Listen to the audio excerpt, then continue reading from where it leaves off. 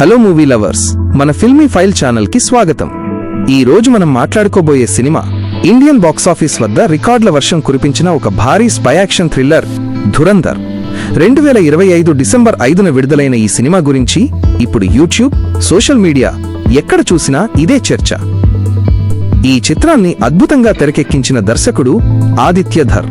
ఉరి cinema తర్వాత ఆయన మళ్లీ అటువంటి హై వోల్టేజ్ ఎనర్జీతో తీసిన సినిమా ఇది. ఇక ఈ చిత్రానికి ప్రాణం పోసిన మరో ముఖ్య వ్యక్తి మ్యూజిక్ డైరెక్టర్ శాశ్వత్ సచ్దేవ్. తన బ్యాక్గ్రౌండ్ స్కోర్తో థియేటర్లో గూస్ బంప్స్ తెప్పించారు. అసలు కథ ఎక్కడి నుంచి ఎక్కడికి వెళ్తుంది అనేది క్లియర్గా తెలుసుకుందాం.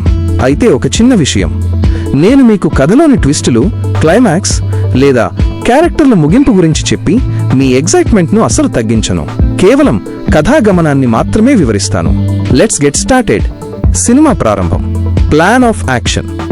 సినిమా ప్రారంభం 1999లో జరిగిన ఎయిర్ ఇండియా హైజాక్ మరియు 2001 పార్లమెంట్ దాడి వంటి నిజమైన సంఘటనల రిఫరెన్స్లతో చాలా సీరియస్ నోట్లో మొదలవుతుంది. ఈ సంఘటనలు దేశాన్ని ఎంతలా కలచివేశాయో చూపిస్తూ దానికి మూల కారణమైన ఉగ్రవాద నెట్వర్క్ను నిర్మూలించడానికి అజయ్ సన్యాల్, ఆర్. మాధవన్ అనే ఒక ఇంటెలిజెన్స్ బ్యూరో చీఫ్ ఒక రహస్య ఆపరేషన్ను రూపొందిస్తారు. అదే ప్రాజెక్ట్ ధురంధర్. ఇక్కడ ఒక ఇంట్రెస్టింగ్ పాయింట్ ఏంటంటే, ఈ ఆపరేషన్ కోసం అజయ్ సన్యాల్ ఎలాంటి వారిని ఎంచుకుంటారంటే, సమాజం దృష్టిలో చనిపోయిన వారు లేదా మరణశిక్ష పడి జైలులో ఉన్నవారు. ఎందుకంటే వారు అదృశ్యమైన ఎవరికీ అనుమానం రాదు. అలా జైలులో మరణశిక్ష అనుభవిస్తున్న జస్కీరత్ సింగ్ రంగి, రణవీర్ సింగ్ ని అజయ్ సన్యాల్ రిక్రూట్ చేసుకునే సీన్ సినిమాకే హైలైట్. ఆ సీన్లో Ranveer body language, Madhavan dialogue delivery చాలా పవర్ఫుల్ గా ఉంటాయి. Entry into Pakistan. హంజా అలీ మజారీ. 2 ఏళ్ల కఠినమైన శిక్షణ తర్వాత మన హీరో హంజా అలీ మజారీ అనే కొత్త పేరుతో పాకిస్తాన్లోని కరాచీకి చేరుకుంటాడు. అక్కడ లారీ అనే ఒక అత్యంత ప్రమాదకరమైన ఏరియాలో ఒక జ్యూస్ షాపులో పనికి చేరుతాడు. ఈ జ్యూస్ షాపు యజమాని ఆలం గౌరవ్ గేరా నిజానికి హంజాకు అక్కడ హ్యాండ్లర్గా పనిచేస్తుంటాడు. ఇక్కడి నుంచి సినిమా అసలైన స్పై డ్రామాలోకి మారుతుంది. Lorry gang wars. Rehman Dakait మరియు బాబు డకైట్. లారీలో 2 ప్రధాన గ్యాంగుల మధ్య ఆధిపత్య పోరు జరుగుతూ ఉంటుంది. ఒకటి రెహమాన్ డకైట్, అక్షయ్ ఖన్నా గ్యాంగు. రెండోది బాబు డకైట్ గ్యాంగ్.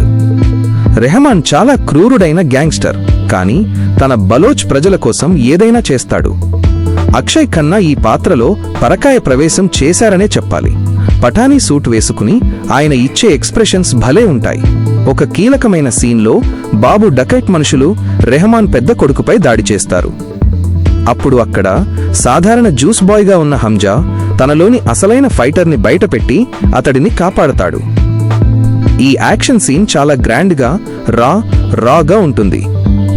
దీనివల్ల రెహమాన్ నమ్మకాన్ని హంజా గెలుచుకుంటాడు మరియు అతని గ్యాంగ్లో చేరిపోతాడు. రాజకీయ చదరంగం. జమీల్ జమాలీ మరియు చౌదరి అస్లాం. కథ ఇక్కడితో ఆగదు. రెహమాన్ ఎదుగుదల చూసి స్థానిక రాజకీయ నాయకుడు జమీల్ జమాలీ, రాకేష్ బేడీ భయపడతాడు. అతడిని అణచివేయడానికి ఒక పవర్ఫుల్ అండ్ సస్పెండ్ అయిన పోలీస్ ఆఫీసర్ చౌదరి అస్లాం సంజయ్ దత్ ని మళ్లీ డ్యూటీలోకి తీసుకొస్తాడు. సంజయ్ దత్ స్క్రీన్ మీద కనిపించగానే థియేటర్లు దద్దరిల్లిపోతాయి. ఆయన పాత్ర రెహమాన్ గ్యాంగ్ను టార్గెట్ చేసే క్రమంలో హంజా ఎలా తెలివిగా పావులు కదుపుతాడో చూస్తుంటే మనకి సీటు అంచున కూర్చున్న ఫీలింగ్ కలుగుతుంది. అంతర్గత కుట్రలు. Major Iqbal entry. ఇక కథలోకి ISI officer major Iqbal Arjun Rampal ప్రవేశిస్తాడు. ఇతను గ్యాంగ్లకు, రాజకీయ నాయకులకు మరియు ఉగ్రవాద సంస్థలకు మధ్య వారధిలా పనిచేస్తాడు. అర్జున్ రాంపాల్ గ్రే గడ్డం, గోల్డెన్ పన్నుతో చాలా విలక్షణంగా కనిపిస్తాడు. హంజా తన మిషన్లో భాగంగా మేజర్ ఇక్బాల్కి దగ్గరవడానికి ప్రయత్నించే సీన్లు సినిమాలోని ఇంటెలిజెన్స్ లెవెల్ని పెంచుతాయి. భావోద్వేగాల ప్రయాణం. ఎలీనా జమాలీ. యాక్షన్ మరియు గ్యాంగ్స్టర్ డ్రామా మధ్యలో ఒక సున్నితమైన లవ్ స్టోరీ కూడా నడుస్తుంది. జమీల్ జమాలీ కూతురు ఎలీనా సారా అర్జున్తో హంజాకు కలిగే పరిచయం, వారి మధ్య పెరిగే బంధం కథలో ఒక ముఖ్యమైన మలుపు. ఎలీనా ద్వారా హంజా రాజకీయ వ్యవస్థలోకి ఎలా చొచ్చుకుపోయాడనేది దర్శకుడు చాలా న్యాచురల్గా చూపించారు. Mid film highlights. చాప్టర్స్. సినిమాను ఆదిత్య ధర్ కొన్ని చాప్టర్లుగా విభజించారు. ప్రతి చాప్టర్ ముగిసేటప్పుడు వచ్చే ట్విస్ట్ మనల్ని తరువాతి చాప్టర్ కోసం ఆతృతగా ఎదురుచూసేలా చేస్తుంది. Cinematography Vikas Naulakha. Camera work Karachi గల్లీలను, అక్కడి వాతావరణాన్ని చాలా రియలిస్టిక్గా చూపిస్తుంది. డైలాగ్స్ రణవీర్ సింగ్ చెప్పే గాయపడ్డాను కాబట్టే ఘాతకయ్యాను వంటి డైలాగ్స్ సినిమాకు పెద్ద ప్లస్. ముగింపు దిశగా సినిమా క్లైమాక్స్కి చేరువయ్యే కొద్దీ ఉత్కంఠ పెరుగుతుంది. హంజా తన అసలు లక్ష్యం వైపు అడుగులు వేస్తూ పాకిస్తాన్ రాజకీయ మరియు ఉగ్రవాద మూలాలను ఎలా కదిలించాడు? రెహమాన్ డకైట్ మరియు చౌదరి అస్లాం మధ్య జరిగే పోరులో హంజా పాత్ర ఏమిటి? మేజర్ ఇక్బాల్కి హంజా అసలు నిజం తెలిసిపోతుందా? ఈ ప్రశ్నలన్నింటికీ సమాధానమే ఈ సినిమా మిగిలిన భాగం.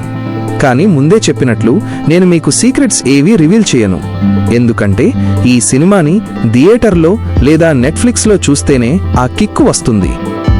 ఈ సినిమా కేవలం ఒక స్పై యాక్షన్ ఫిల్మ్ మాత్రమే కాదు, ఇది దేశం పట్ల ఉండే నిబద్ధతను, ఒక ఏజెంట్ పడే కష్టాన్ని కళ్లకు కట్టినట్లు చూపిస్తుంది.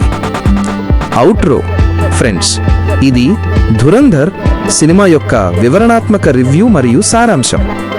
మీకు ఈ వీడియో నచ్చినట్లయితే లైక్ చేయండి, షేర్ చేయండి.